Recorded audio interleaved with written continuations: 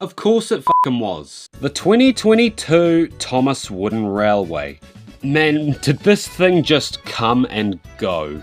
I purchased these online probably in 2022 when they were new. So can Mattel or someone else please tell me why in the year 2024, when it's rumoured that this range has been cancelled, why am I only just seeing these things appear in stores, around me anyway, in the year 2024? Hello, Mattel? You know, this just sort of got me thinking, because there's been reported news from several sources now that, you know, toy sellers are not going to be receiving any more stock of this new Thomas Wooden Railway.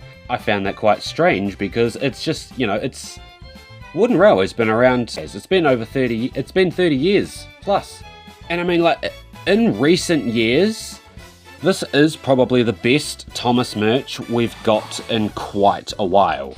And, you know, also considering that at the same time this was being released, All Engines Go had just come out, and die-cast models and motorized models were also being rolled out the same time as these. You know, it does sort of beg the question, why did Mattel not just do All Engines Go Wooden Railway toys? Why did they stick to these original CGI designs? You know, I would say it's Mattel trying to cater to the older fans, but at the same time, like, these are Fisher-Price toys. Like, and you think about it, the original Thomas Wooden Railway stuff is nothing like this.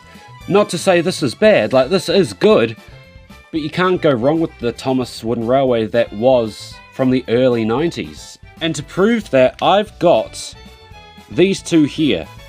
These two Wooden Railway Thomas toys. This one here is from 2000. This one here is from 2001. I know for a fact that this is the very first Thomas toy I was ever given. And it's still in one piece. It is very weathered, obviously. I clearly played with this a lot. But it is still here, nearly 24 years down the line. As for this one here, I wouldn't be able to tell you who this is. I don't know whether this is Bill or Ben. All I can tell you is it's probably just about as old as me. I don't know how I've managed to hang on to these two for the last, 27 years of my life, but they're still here. And that alone should be able to tell you enough about the quality of these classic Thomas Wooden Railway items. Mattel was definitely treating these as a premium toy. You know, the fact that these boxes, to me at least, reminded me of model train boxes like Hornby, for example, where you slide them out and you get this nice look at the end. It's just such a presentable packaging, and it's reusable as well. I was never a fan of like the plastic bubble design or blister packaging design that Thomas Wooden Railway always seemed to have. I hated it because there was no real way to preserve the box without damaging it to some degree. Whereas this it's literally designed to be opened. You can view the train in the shop and go, oh yes, this one looks nice, it's in good condition. Let me grab this one. Thank you, I'll walk away. Not a single one of these engines did I buy in a store.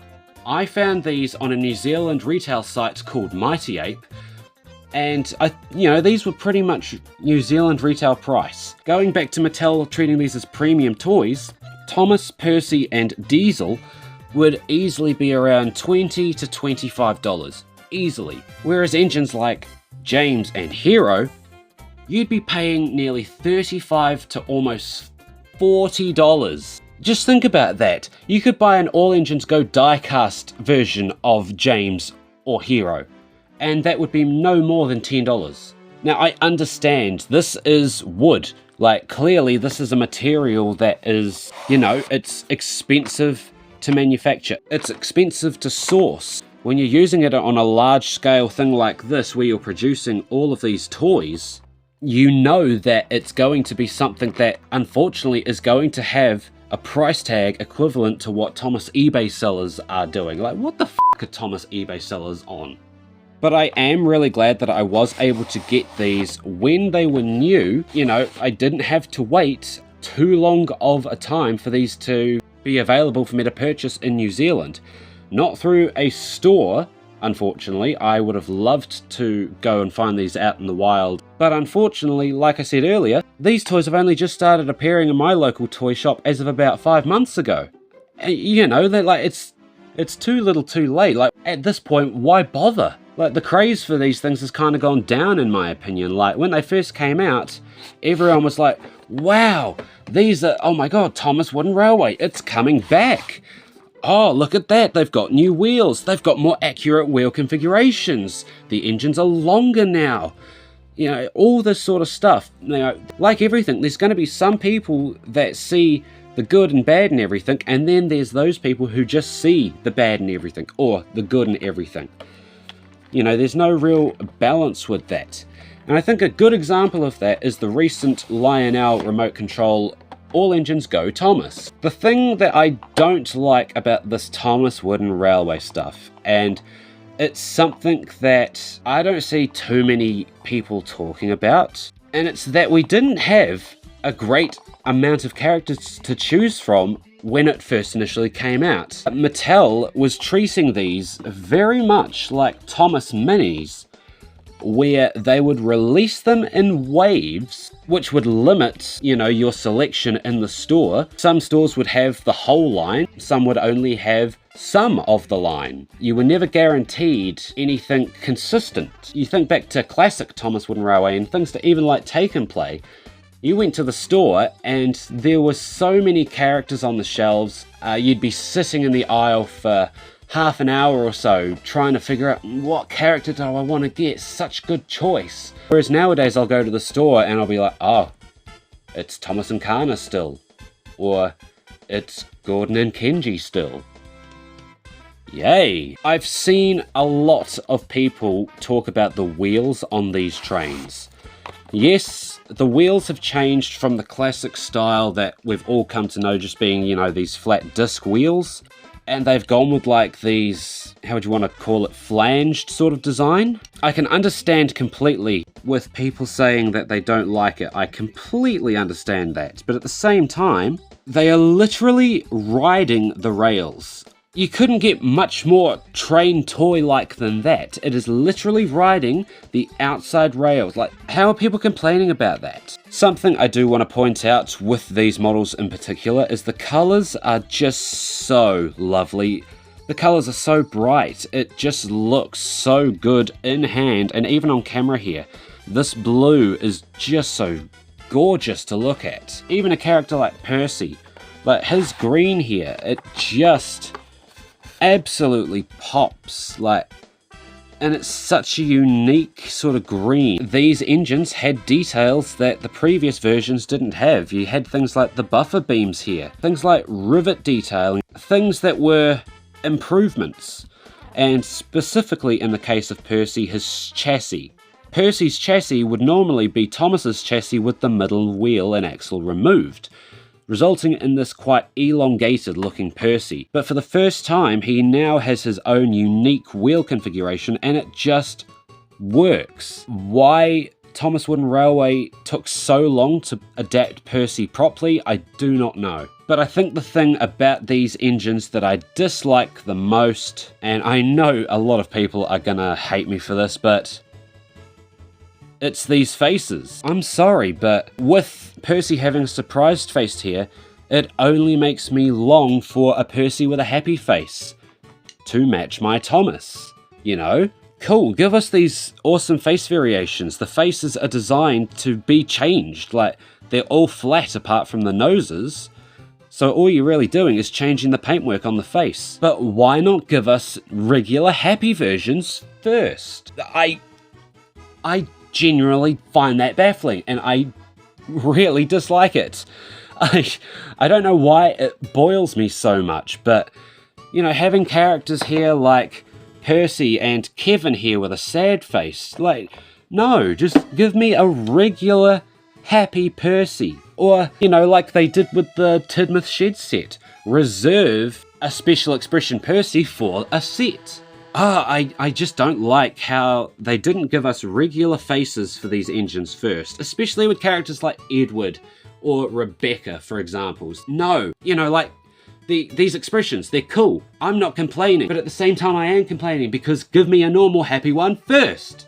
But like, honestly, I don't understand what Mattel is doing with this range anymore. They had something really, really good here. Genuinely good. They completely redeemed themselves from the absolute failure that was Thomas Wood.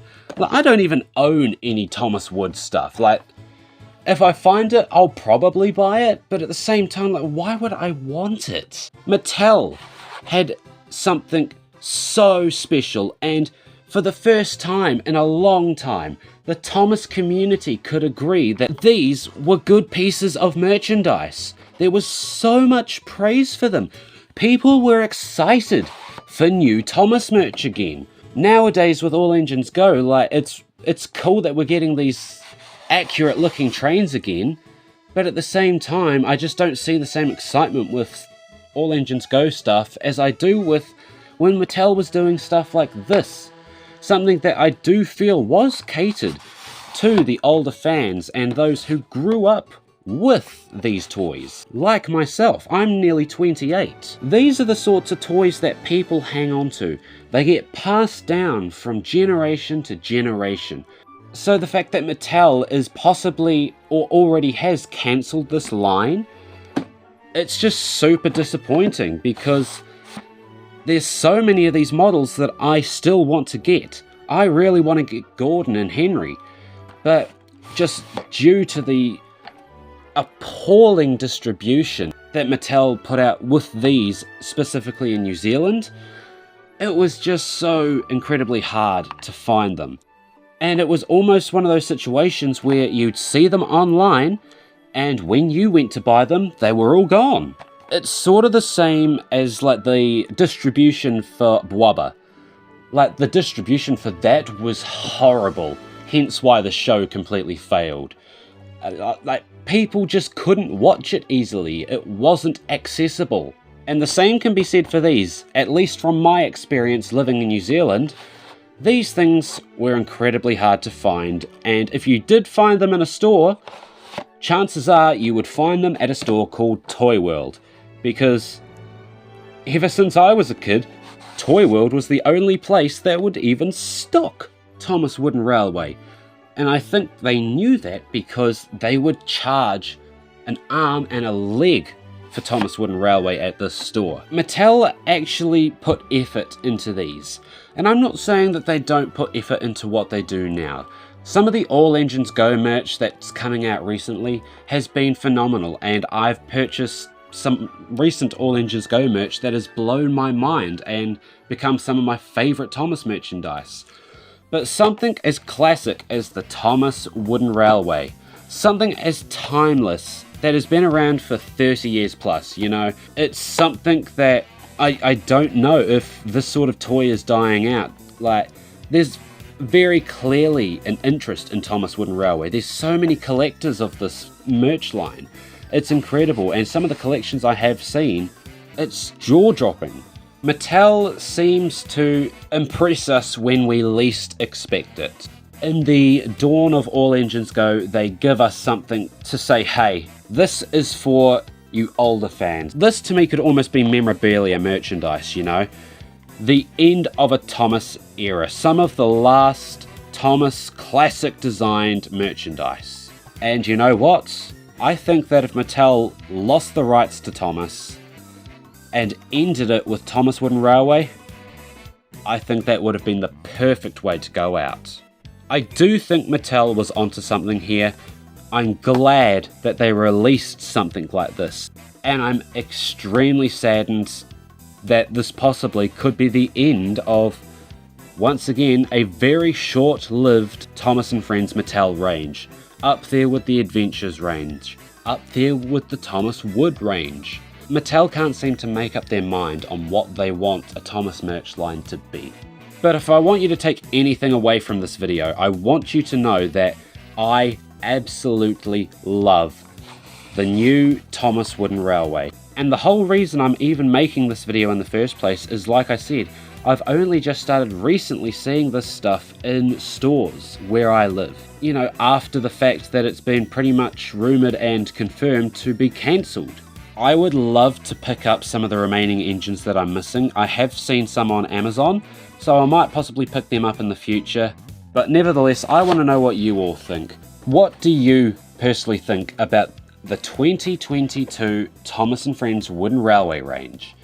In my opinion, it's the best thing Mattel has done in the 2020s. I don't think they have really done anything great since their early era of Trackmaster before Revolution came out. Seeing something like this in the modern era, in stores, able to be bought in these current years, it's something really, really special to me.